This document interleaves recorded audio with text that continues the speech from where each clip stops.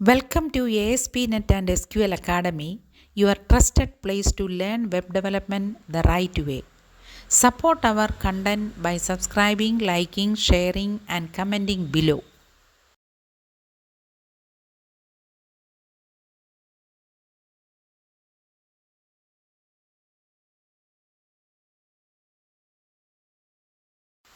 You are watching part 5 of the HTML Master Series, Tables in HTML.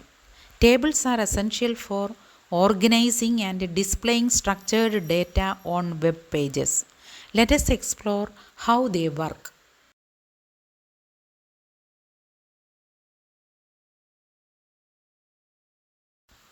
In today's video, you will learn how to build tables using table tag, structure them with the rows and cells, and customize your layout using row span and columns span.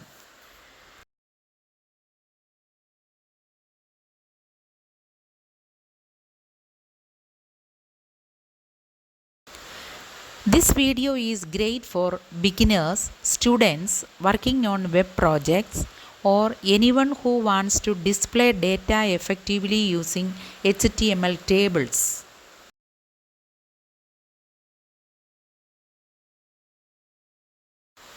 It is time to dive into the code. Let us build and style HTML tables step by step through practical examples.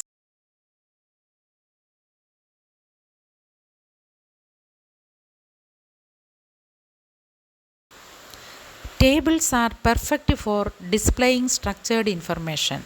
HTML tables are built using the table tag with rows defined using tr and cells using td for data and th for headers.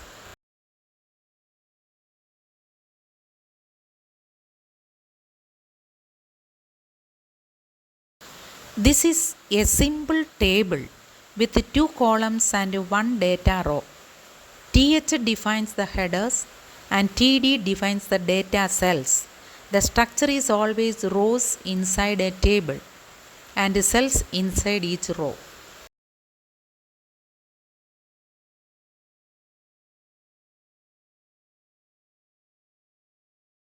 You can add more rows by repeating the TR element. Each TR holds one row of cells. Add as many rows as needed to present your data.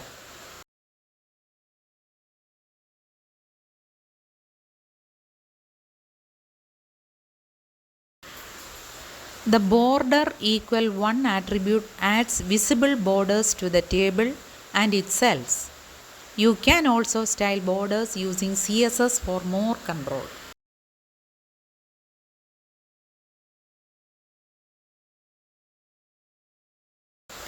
Column span lets a cell span across multiple columns. Here, employee info spans across two columns. It's useful for headers or combining data cells.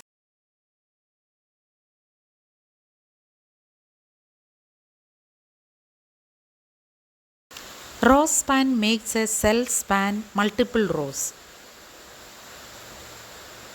In this example, math is shown once across two rows, while the grade appear in separate rows.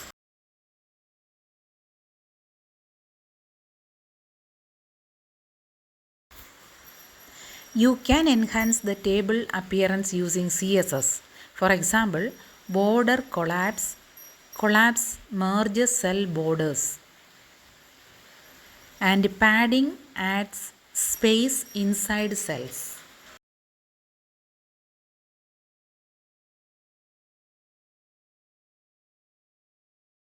Try building a table with at least 3 rows and 3 columns. Use headers and data cells.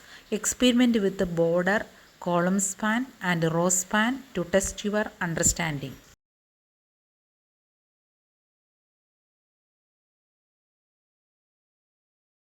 Here is a quick summary of all table elements.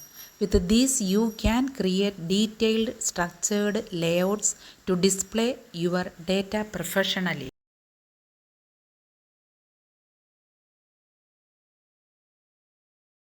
In part 6, we will dive into one of the most powerful parts of HTML forms. You will learn how to collect your user input using various form controls.